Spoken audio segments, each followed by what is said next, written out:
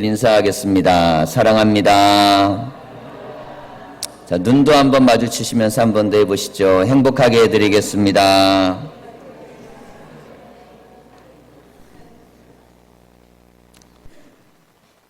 예, 오늘 본문 우리가 믿음에 응답하시는 예수님 공과 내용을 그대로 이어서 가는데요. 우리가 이제 잘 아는 사건 한 가지가 나옵니다.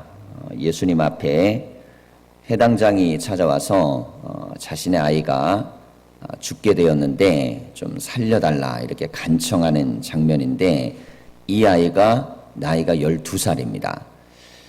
자, 예수님께서 그 간청을 들으시고 아이를 살리기 위해서 가시는데, 그 가운데 길 가시다가 한 여인이 이 예수님의 옷을 만지죠. 그리고 이 옷을 만지는 가운데 이 여인이 갖고 있던 고질병, 근데 이게 한 12년 된 질병입니다. 공교롭게도 12라는 숫자가 일치해요. 자, 이 가운데 이 여인이 병이 낫게 되는 사건, 그리고 예수님이 좀 지체하시는 바람에 이 아이가 그만 죽고 맙니다. 근데 예수님께서 믿으면 살리라 라는 말씀을 하시고 이 아이를 살리는 말씀. 자, 간략하게는요, 이런 구조로 되어 있는 말씀입니다. 우리가 전체적인 스토리는 좀 알기 때문에 이 메시지가 우리에게 주고 있는 이 마가복음의 입장에서의 흐름을 우리가 좀 함께 보려고 합니다. 자, 이 사건을 보면 좀 대비되어져 있는 면이 있습니다. 두 사람이 구원을 얻는데 이 두 사람은 삶의 자리가 굉장히 많은 큰 차이가 있습니다. 한 사람은 회당장이고 사회적 지위가 있고, 그리고 당당하게 예수님에게 나와서 고침을 받게 해달라고 요청하죠. 사람들 앞에, 많은 사람들 앞에 나옵니다. 인생을 살다 보면 사람들 앞에 내가 좀 내세울 만한 경력도 있고, 또 인생의 이력도 있고, 또 삶의 흔적도 있는 사람들도 있습니다. 자, 그럼에도 불구하고 아무리 내가 내세울 게 많아도 그 사람에게도 언젠가는 예수님의 구원이 필요하다는 것이에요. 겉보기엔 그 사람이 부족할 것이 없고 모든 걸 다 가진 것 같고 모든 것들을 다 할 수 있을 것 같아도 속속들이 들어가 보면 어떤 가정이든 어떤 개인이든 하나님의 역사가 필요하지 않은 사람은 없습니다.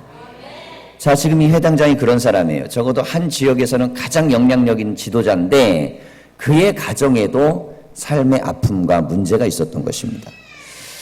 자, 반면에 이 혈류증을 12년 동안 앓고 있는 이 여인, 이 혈류라는 병은 여성의 생리가 끊이지 않고 질환으로 나타나는 것입니다. 그러니까 굉장히 고통스러웠겠죠. 또 수치스럽고 많이 힘들었습니다. 그런데 이것들을 사람들에게 드러내놓고 자기를 세워나가기가 힘든 그런 삶을 살아야 되는 인생이에요. 자, 그럼에도 불구하고 좀 병을 고치고 싶어서 의사도 찾아가고 또 약도 써보고 하는데 결국에는 성공을 하지 못합니다. 이렇게 성공하지 못하는 가운데 이 질병으로 말미암아서 의사에 대한 모든 문제 해결이 안 되니까 고통 가운데 있었어요. 이 고통 가운데 있었던 이 아버지의 마음은 견딜 수 없는 이 마음, 하나님의 마음이 이 여인에게 결정적으로 전달이 되는 것입니다. 여러분 생각을 해보세요. 하나님 마음은요, 자식을 둘 때 이런 마음이 있습니다. 우리가 자녀를 키울 때는 좀 더 건강한 자녀가 있을 수 있고요, 좀 나약한 자녀가 있을 수 있죠.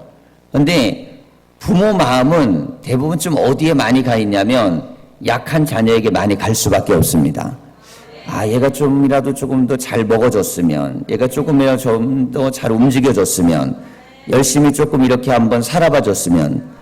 자, 이게 부모의 마음인데 하나님은 우리에게 그런 마음을 갖고 계세요. 자, 삶을 살다 보면 이 수치스러운 거, 그래서 이 사람들 앞에 자기를 내세우지 못하면 굉장히 좀 위축됩니다. 이 위축될 뿐만 아니라 사람에 대한 경계심이 생겨요. 자, 그래서 예를 들어서 이제 교인들을 이제 처음 이렇게 이제 만나게 될 때 신방을 가든 혹은 상담을 하든 혹은 새 신자가 와서 이렇게 만남을 갖든 처음에 대화할 때 그 사람의 눈을 보면 웬만큼 다 압니다. 이 눈 속에 뭐가 있냐면 어떤 사람은 이 감격과 행복이 있는 사람도 있고요. 어떤 사람은 편안함이 담겨져 있는 사람도 있고 어떤 사람은 막 초조함, 불안, 염려, 그리고 경계심 뭐 이런 것들이 담겨져 있는 사람들도 있어요. 사람이 자기를 감춰낼 수 없는 겁니다. 이 마음을. 그러니 자기의 삶의 환경이 힘들고 어려운 사람이 얼마나 위축되고 힘들고 어렵겠어요. 이게 몸에 뱉다 보니까 이 여인은 예수님에게 당당하게 나아가지 못하고 그냥 예수님 옆에서 옷깃을 만지려 하는 거예요. 자, 이것을 보면 회당장은 와갖고 예수님에게 이렇게 요청합니다. 예수님, 우리 아이에게 와서 손을 얹어서 기도해 주십시오. 똑같이 기도를 받고 응답을 받는 건데 한 사람은 당당하게 와서 손을 얹고 기도해 달라 그러고요. 또 한 사람은 감히 그럴 용기가 없어갖고 그냥 뒤에서 옷깃이라도 만지면 나을 것 같다는 생각을 해요. 삶의 자리가 그만큼 큰 골이 있는 것이고 차이가 있습니다. 그런데 동일한 건 무엇이냐면 바로 예수님을 향한 간절한 마음이 있다는 것입니다. 자, 오늘 우리가 하나님 앞에 나왔습니다. 믿음으로 나올 때 우리에게 정말 필요한 마음이 뭘까요? 그건 바로 어떤 삶의 자리에 있든 상관없이 주님을 향한 갈망이 있으시기를 바랍니다. 우리가 이제 새벽마다 기도회를 하면서 우리의 기도의 제목을 믿어지게 하시는 하나님, 그렇게 제목을 정하고 기도합니다. 자, 하나님을 우리가 믿어요. 그런데 정말 믿느냐? 그건 깊이 생각해 보셔야 돼요. 자, 부분적으로 믿을 수 있는데 온전히 믿느냐? 이것도 생각해 봐야 됩니다. 작은 문제는 믿는데 큰 문제를 하나님을 믿고 있느냐? 이것도 또 살펴봐야 됩니다. 오늘 예수님의 이 사건을 통해서 우리가 보게 되는 것은 예수님이 믿어질 수밖에 없는 사건이 일어났다는 것입니다. 자, 이 대목이 중요하죠. 아이를 고치러 가다가 그 여인이 옷깃만 만져도 질병이 나을 거라는 믿음을 갖는데 정말 질병이 났습니다. 그때 이 여인이 어떤 생각을 했겠어요? 이분은 정말 믿어지게 하시는 예수님이구나. 정말 믿어지게 하시는구나.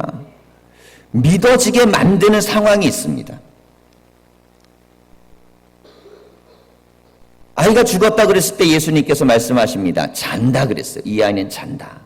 사람들이 비웃었습니다. 제가 이 비웃음을 어떻게 한번 생각해 볼까? 야, 이게 어떻게 비웃은 걸까 생각했더니 누가 생각나면 허경영 씨가 생각났어요. 누군지 아세요? 대통령 후보로 나왔던 분. 그분이 나와가지고 막 이렇게 붕 뜬다고도 하고 자기를 뭐 눈을 쳐다보면 사람들이 병이 낫는다고도 하고 막 괴상망측한 얘기를 많이 해서 사람들을 기쁘게 해줬어요. 기쁘게. 참 재밌는 사람 나왔네. 근데 그 사람이 공약을 많이 낸 거 아시죠? 그래서 뭐 결혼할 땐 얼마를 주고 뭐 할 땐 얼마 주고 그때 그 공약이 처음 나왔을 때 미쳤다 그랬어요. 근데 그 다음에 이걸 이명박 대통령 이후 박근혜 대통령 지금의 문재인 대통령까지 그런 공약을 정도는 다르지만 다 쓰고 있는 거예요. 허경영 씨가 좀 늦게 나왔어야 돼. 아, 이 사람 너무 빨리 나왔어. 기가 막힌 게 있어요. 제가 그분 생각을 보니까 이게 우리는 지금 호남 영남으로 이렇게 동서로 나뉘어져 있잖아요. 그분 생각은 그래. 가로로 끊으면 어떻겠냐는 거야. 가로로. 이 생각이 괜찮더라고. 가로를 끊어버리는 거요. 그러면 지금 이렇게 세로로 나뉘어져 있는 게 좀 어떻게 해결될 것 같아. 얼마나 기가 막힌 발상이에요. 황당하긴 한데 이 사람의 공약이 하나하나 막 정치권에서 인정받고 뭐 무상교육이라든지 무상급식 이런 것들도 전부 다 사실은 출발점이 참 어이없지만 그 사람이 한 얘기가 이렇게 또 실현화돼요. 근데 내가 생각을 했어요. 야, 예수님이 처음에 조롱받을 때 허경영만큼은 당하셨겠구나. 더 했겠죠. 아이가 죽었는데 죽은 상태를 확인을 다 했는데 이 아이가 잔다 그러니 그러면 얼마나 비웃었겠어요. 그럼에도 불구하고 이 예수님은 이 아이를 생명을 불어넣어서 다시금 살려내셨습니다. 자, 그래 이것이 바로 믿어지게 하시는 예수님의 증거입니다. 자, 신앙생활을 하면서요, 하나님은 어떻게 믿는 것이냐? 자, 우리가 이렇게 질문할 수 있어요. 하나님을 어떻게 믿는 거지? 하나님은요, 믿어지시는 상황이 발생하면 믿게 되는 거예요. 그러니 믿어지는 상황이 없이는 하나님은 믿을 수 있는 게 아닙니다, 여러분. 그냥 하나님은 의혹덩어리고, 그리고 하나님에 대해서는 고민덩어리고, 하나님에 대해서는 끊임없이 이 머릿속에서 하나님이 어떤 분인가 사색, 그런데 이렇게 논쟁하고 철학적으로 사생해서는 하나님을 만날 수가 없어요. 하나님은 내 삶 가운데 찾아오셔서 우리를 만나 주셔야 됩니다. 이번 우리 40일의 기간 동안 성도들에게 이런 역사가 있기를 축복합니다. 교인들에게요, 많은 변화들이 일어나는 것 중에 하나가 자기의 삶 속에 역사하신 하나님에 대한 체험들이 일어나기 시작하고 있다는 거예요. 자, 그러면서 간증하기 시작합니다. 하나님이 우리 가정에 이렇게 역사하셨고, 이런 기도에 응답을 주셨고, 이런 능력을 베풀어 주셨고, 하나님 이렇게 하셨습니다. 자, 가정들마다 개인들마다 그런 이야기들을 하기 시작하고 있어요. 자, 이게 바로 믿어지게 하신 하나님의 모습입니다. 하나님은 관념이 아닙니다. 하나님은 사상이 아니에요. 하나님은 철학적 주제가 아닙니다. 하나님은 살아계신 존재이신 거예요. 그래서 하나님이 믿어지는 사건이 내 삶 속에 일어나야 됩니다. 오늘 본문의 말씀을 보십시오. 예수님이 믿어지는 사건이 일어나고 있어요. 이것은 그의 사회적 신분이 어쨌든 어떤 사람은 드러낼 수 있는 사람이든 어떤 사람은 감출 수밖에 없는 사람이든 어떤 사람은 당당한 사람이든 어떤 사람은 위축된 사람이든 어느 누구든 상관없이 주님을 갈망하고 믿음으로 나아가는 자에게 역사하시는 겁니다. 제가 자료 하나를 빼갖고 왔는데요. 2030년 어린이 청소년 없는 교회라는 위기의식이 한국교회에 굉장히 심각한 테마입니다. 2030년 정도 되면요, 한국교회에 이제 어린이나 청소년들이 거의 없는 그런 굉장히 위험한 시대가 올 것이라는 게 통계적 흐름 속에서 자료화되고 있습니다. 자, 통계적 흐름이라는 건 과학적 데이터이기 때문에요. 우리가 이 원인, 이걸 분석을 좀 해야 되고, 그리고 이 문제를 어떻게 극복할 것인가 좀 봐야 됩니다. 우리에게 이제 복음이 전해진 이후로요, 이 복음의 역사는 저층부터 확산됐습니다. 그래서 어린이, 청소년, 젊은이, 그리고 가난한 이들, 소외된 사람들, 이런 사람들이 복음을 받아들이면서 복음이 대중화됐고, 그리고 그들을 통해서 한국 사회에 큰 영향력과 변화들을 만들어냈습니다. 자, 예전에 비하면 어디를 가든지 간에 초등학교 아이들도 많이 줄어들었고, 그리고 학교마다 아이들이 없어서 이렇게 한 수백 명 모였던 데도 한 100명 이내로 모이고 이렇게 됐죠. 자, 저출산의 문제는 분명히 한국 사회의 전체적인 문제입니다. 근데 저출산의 비율에 비하면 교회의 자녀들이 없는 문제는 훨씬 더 심각한 거예요. 출산이 저하돼도 그래도 교회 우리 자녀들이 하나님 앞에 나오는 퍼센테이지는 비슷한 수준으로 줄어들어야 되는데 그렇지가 않습니다. 그럼 여기엔 아주 근본적인 원인이 있어요. 자, 예수님께서 지금 12살짜리 아이를 살립니다. 자, 이 메시지를 통해서 우리가 하나님의 교회는 아이들을 살릴 수 있는 교회가 됩니다. 그렇게 돼야 돼요. 우리 감리교가 얼마 전만 해도 150만 성도 이렇게 불렀습니다. 근데 이제 통계적으로요, 작년 대비 이제 137만 5,316명 이렇게 얘기합니다. 단일 교단을 우리가 이제 감리교 합동 통합 다음으로 세 번째 교단인데요. 작년 대비 8만 명이 교인이 감소했습니다. 자, 그런데 5년 동안은 한 20만 명 정도 감소했어요. 자, 이게 굉장한 감소세입니다. 자, 예장 통합을 보면요, 교단이 이제 이렇게 첫 번째, 두 번째 얘기하는 교단인데요. 2만여 명이 작년에 감소했습니다.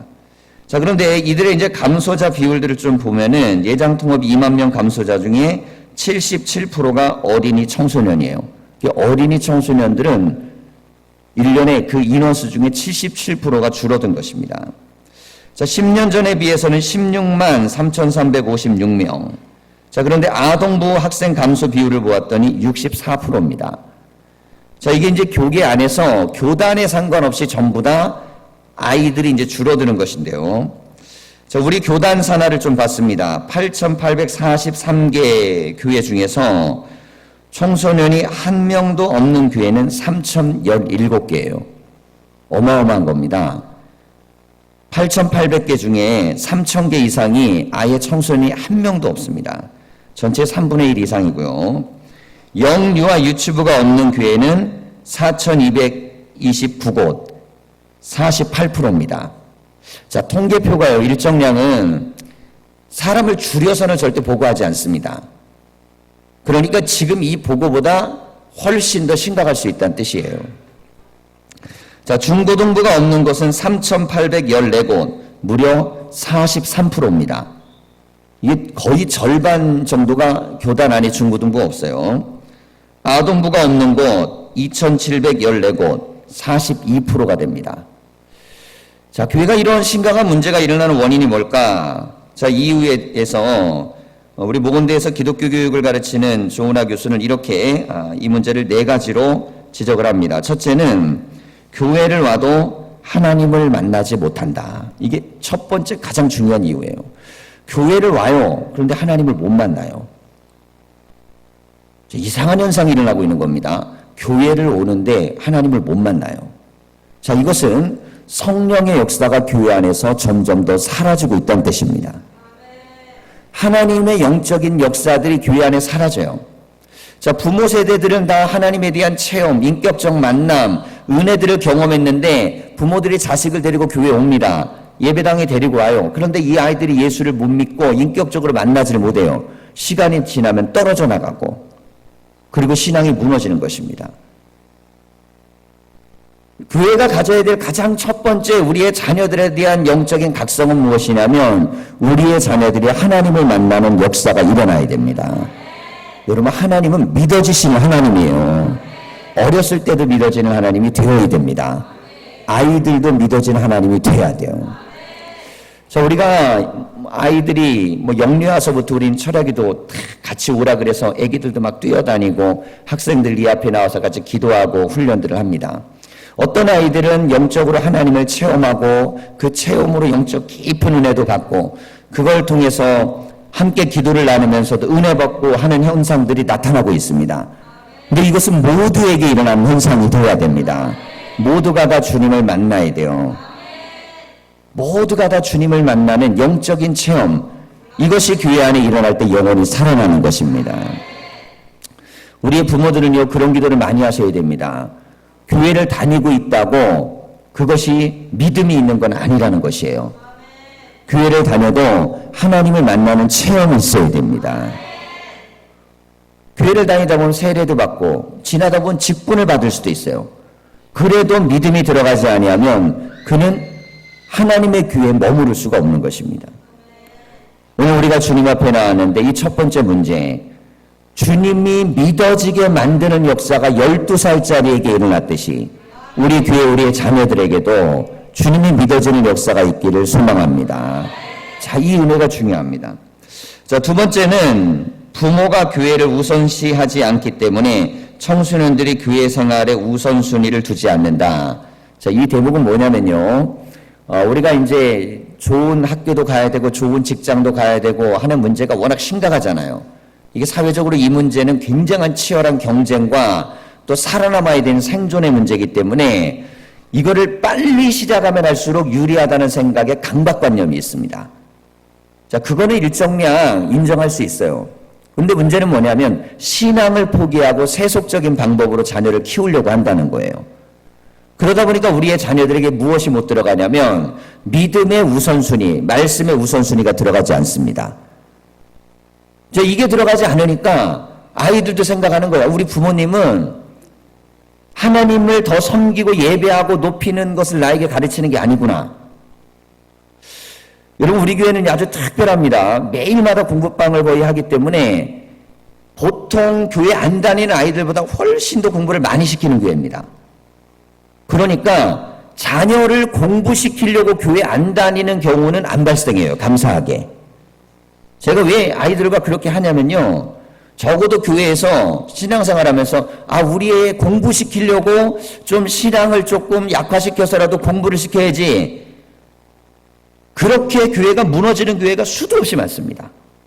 근데 대형 교회가 대부분 그렇습니다.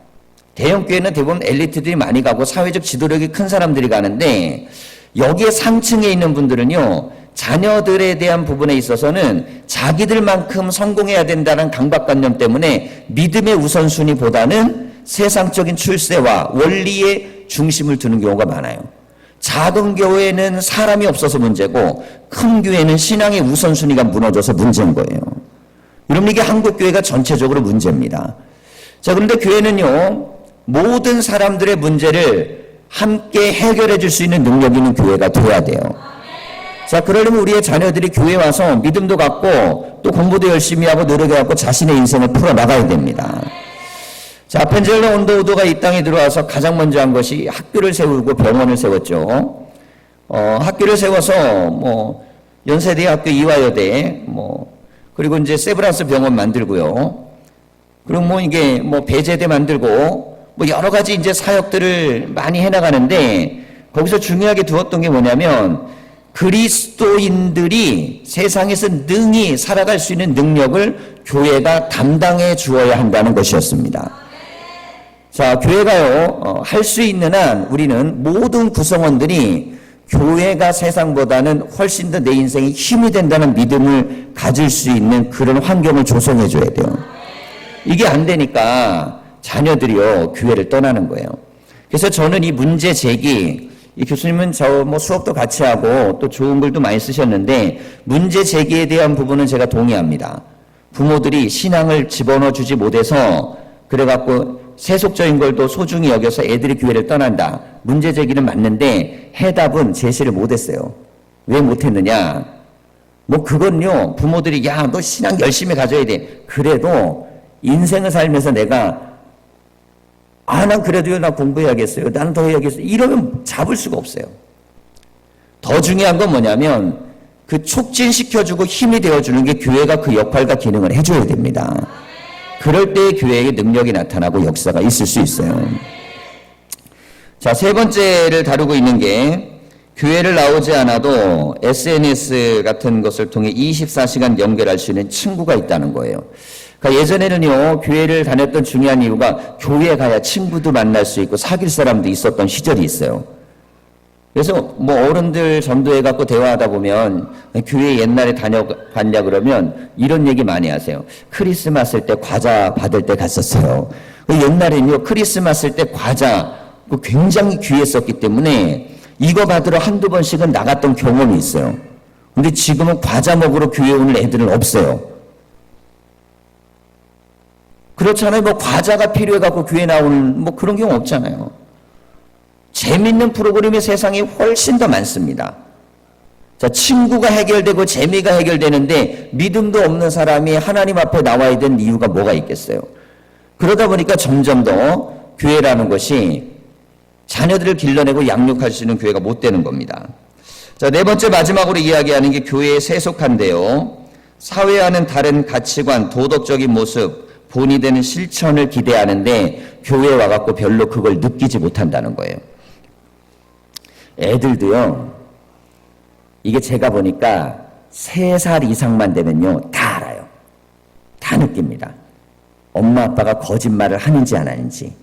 그래서 애들이요, 이제 딱 보세요. 얘네가 컸다 그러면 엄마 거짓말 딱 그러면 큰 거야. 그건 얘네가 맞히는 거야.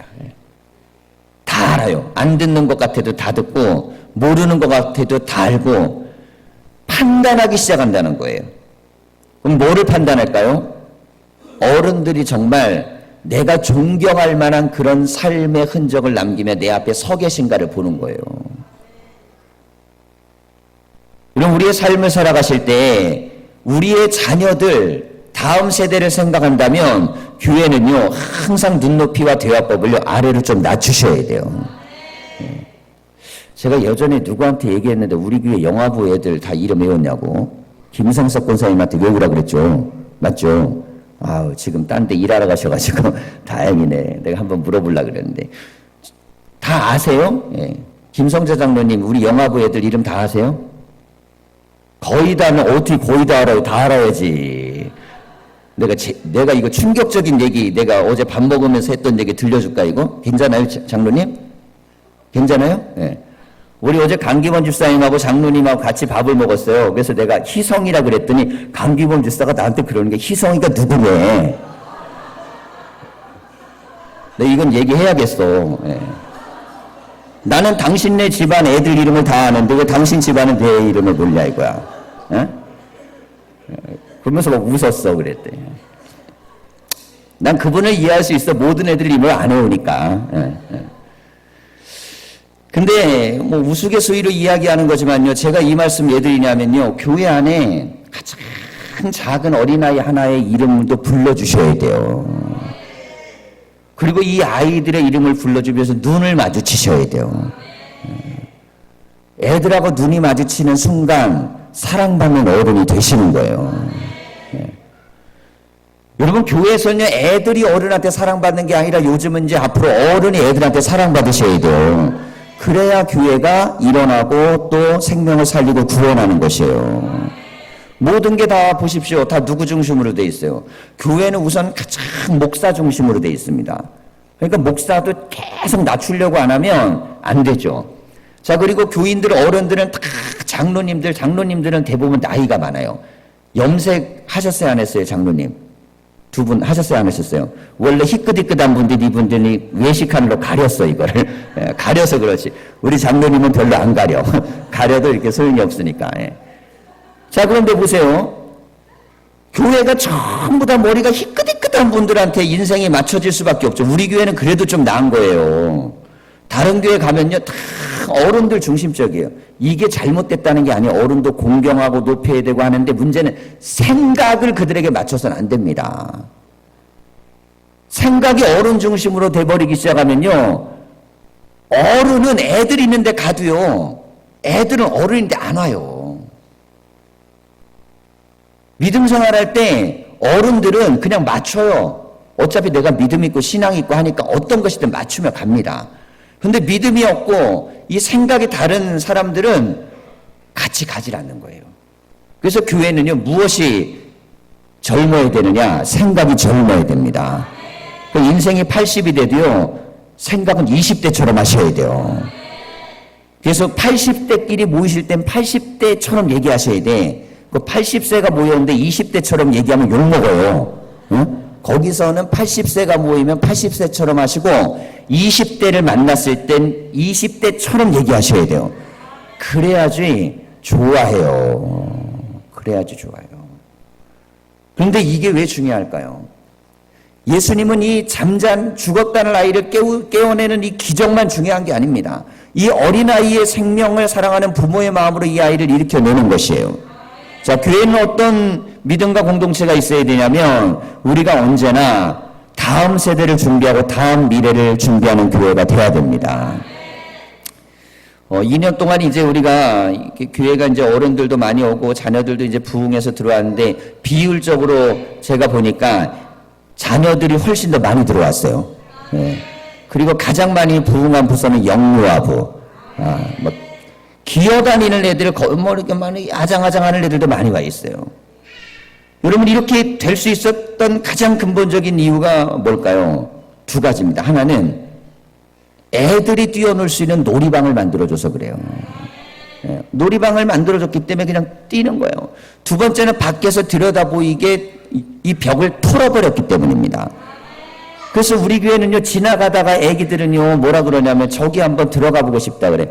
이 마을에 계신 어떤 분은 우리 교회가 유치원 시작했냐는 거야. 애는 자꾸 들어가고 싶다는데 엄마는 막 안 끌려가려고. 애는 가고 싶다고 막. 여러분, 자녀들이 오고 싶은 교회가 돼야 돼요. 오고 싶은 교회가 됩니다. 어린이도 오고 싶고, 청소년도 오고 싶고, 젊은이도 오고 싶고, 여러분, 그런 교회가 돼야 그 교회가 하나님이 또 쓰시고 사용할 수 있는 미래적 교회가 되는 것입니다. 여러분, 얼마나 많이 모이느냐가 중요한 게 아니라 어떤 내용을 갖고 모이느냐가 중요한 것이에요. 우리가 믿음으로 하나님 앞에 역할들을 감당합니다. 우리 자녀들이요, 은혜교회만 오면 하여간 우리 자녀들은요, 다 하나님의 은혜와 축복을 받는 자녀가 되어야 될 줄 믿습니다. 그래서 믿어져야 돼요. 믿어져야 돼요. 제가 한번 그 부모님들한테 물어볼게요. 내 자녀가 잘 될 것 같으세요? 입을 크게 하셔야 되는데 정의모 권사님 잘 될 것 같으세요? 왜 아멘을 안 하세요? 아멘. 예. 잘 된다는 믿음을 목사보다 크게 가지셔야 돼요. 난 잘 될 것 같은데 자녀들이 잘 될 것 같아요. 그런 생각을 갖고 있어요. 예. 그런 마음을 가지고 자녀가 잘 된다는 믿음을 가지셔야 돼요. 근데 이것만 믿음만 있으면 안 돼요. 그게 되도록 기도하셔야 돼요. 되도록 기도하셔야죠. 잘 되는 것이 어떤 거냐? 물론 뭐 사회적으로 꼭 성공하고 높은 자리에 올라 그것을 얘기하는 건 아닙니다. 잘되에 대한 부분, 인격적으로도 정서적으로도 뭐 대인관계도 종합적으로 모든 것들이 다 좋아지는 것이죠. 근데 잘 되는 것의 첫 번째 기준이 뭐냐? 여호와를 경외하는 것이 지식의 근본이에요. 하나님을 아는 게 믿음의 근본입니다. 이게 잘 되는 첫 번째 발자국이에요. 그러면 알아서 인생은 삽니다. 하나님만 잘 믿으면요, 자기가 자기 인생 알아서 살아요. 부모가 해야 될 가장 중요한 몫이 뭘까요? 우리의 자녀들이 하나님을 만날 수 있는 환경을 만들어 주시는 거예요. 그러기 위해서 우리가 기도해야 됩니다. 자, 우리가 이번 40일 기간 동안요, 우리가 기도하죠. 우리의 가정과 우리의 자녀들, 우리 교회를 위해 기도합니다. 많은 은혜들과 역사들이 교회 안에 일어나고 있습니다. 그런데 믿어질 수밖에 없는 하나님의 역사가 곳곳에서 일어나야 돼요. 저는 교회는 반드시 부흥한다고 믿습니다. 그리고 하나님은 반드시 각 가정과 개인을 만나주신다고 믿습니다. 그러려면 갈망하셔야 돼요. 그리고 크신 하나님을 믿으십시오. 크게 역사하신 하나님을 원하세요. 문제에 쌓이지 말고 문제 있으면 기도실 와서 그냥 엎드려 계시다 가세요. 와갖고 그냥 울다 가고 엎드렸다 가고 막 이렇게 가지고 하나님이 역사하세요. 기도는 능력이고 말씀은 권력입니다. 하나님의 말씀의 권세를 믿으시고 주님 앞에 모든 걸 붙드시고 나가십시오. 여러분, 은혜교회는요, 하나님이 특별히 이 시대에 쓰시려고 세운 교회라는 믿음의 확신을 가지셔야 돼요. 그리고 그 중에 나를 택하셨다고 믿으시고 내 자녀를 들어 쓰신다는 믿음을 갖고 기도하세요. 아직까지 자녀가 교회 안 나오거나 혹은 교회를 떠났어도 낙심하지 마십시오. 기도를 그대로 쌓아나가면요, 하나님이 역사하시는 날이 오는 거예요. 하물며 부모가 죽었다고 애를 포기했는데도 주님은 가서 살려주시잖아요. 이런 믿음의 역사, 그 역사가 우리 가운데 일어날 때 하나님의 교회는 능력이 나타납니다. 오늘 우리가 주님 앞에 나와서 우리의 자녀들에 대한 이야기를 했습니다. 은혜교회는요, 갓난아기들이 많이 기어다니는 교회가 됐으면 좋겠어요. 금요일날 철야를 하면서 우리가 뭐 사진도 보셨지만 앞에 막고 뭐 이 안에다가 애들 쇼파 갖다 놓고 이렇게 막 이렇게 하거든요. 그게 뭐 큰 효과가 있느냐? 제가 보기엔 별 효과가 없어요. 그럼 무슨 효과냐? 이미지 효과, 이미지 효과. 우선 애들도 알아요. 내 자리가 있다는 걸. 그게 얼마나 중요한지 모릅니다. 교회 의자가 전부 다 어른 의자잖아요. 솔직히 그렇잖아. 이게 전부 다 어른 앉으라고 만들어 놓은 거지. 그래서 우리도 한번 나는 나중에 예배당을 지려면 어린이집처럼 지어볼까 생각 중이야. 어린이집처럼. 그렇게 해놓고 어른들 보고 곳곳에 앉으라고. 우리가 너무 이렇게 교육하는 시스템에만 익숙해서 사실 이게 깨지면 안 된다는 개념이 너무 강해서 불편해서 그렇죠. 여러분, 예수님에게 왔던 많은 사람들 중에 예수님 어린아이들이 마음껏 오고 할 수 있는 환경을 예수님 스스로가 마련하셨어요. 자, 그렇게 만들 수 있는 교회가 되고 그렇게 애정을 가지고 사랑하고 돕는 교회가 될 때 그 교회는요, 미래가 있고 희망이 있는 교회가 될 줄 믿습니다. 주님께서 우리가 어떤 형편이든 살리시고 어린아이 하나까지 구원하셨던 이 말씀이 우리 교회와 삶에도 다 적용되시기를 간절히 축원합니다. 기도하겠습니다.